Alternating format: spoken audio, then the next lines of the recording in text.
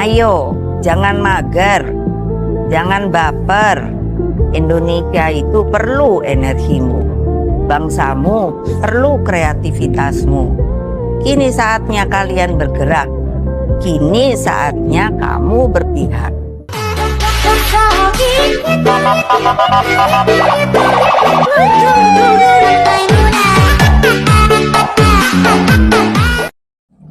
Halo, assalamualaikum warahmatullahi wabarakatuh. Baik,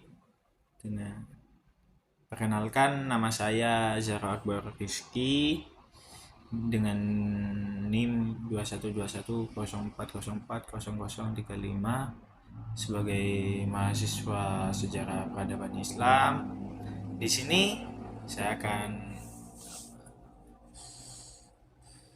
memenuhi tugas dari mata kuliah sejarah demokrasi, gerakan dan demokrasi. Baik, langsung saja. Di sini saya akan jelaskan sejarah demokrasi Indonesia pada masa reformasi. Demokrasi Indonesia pada masa reformasi dimulai pada akhir tahun 1998 ketika Presiden Soeharto mengundurkan diri setelah 32 tahun berkuasa. Kondisi politik dan ekonomi yang buruk selama masa pemerintahan Soeharto telah memicu protes massal dan aksi demonstrasi masyarakat yang menuntut reformasi. Setelah tahu Pak Soeharto mengundurkan diri, terjadi perubahan politik yang signifikan di negeri tercinta kita, yakni Indonesia. Presiden baru B.J. Habibie memulai program reformasi politik yang dikenal sebagai paket reformasi atau reformasi awal.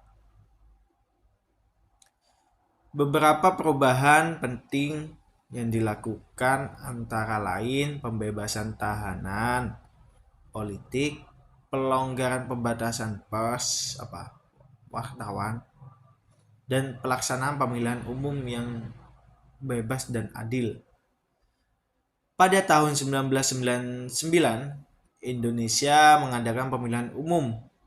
Pertama adalah masa pemerintahan Soeharto. Pemilihan ini diikuti oleh lebih dari 40 partai politik dan menghasilkan pemilihan presiden yang pertama kali dilakukan secara langsung oleh rakyat. Megawati Soekarno Putri terpilih sebagai presiden, tetapi pada tahun 2001 dia digantikan oleh Abdurrahman Wahid. Pada tahun 2004, Indonesia mengadakan pemilihan umum yang pertama kali diikuti oleh partai-partai politik yang dibentuk pasca Soeharto. Pemilihan ini menghasilkan kemenangan Susilo Bambang Yudhoyono sebagai presiden yang kemudian terpilih kembali pada tahun 2009. Selama masa reformasi, Indonesia telah membuat beberapa perubahan penting untuk memperkuat demokrasi, termasuk penyusunan undang-undang baru tentang partai politik, pemilihan umum, dan reformasi kepolisian. Namun, meskipun telah terjadi kemajuan yang signifikan, masih ada banyak tantangan yang perlu kita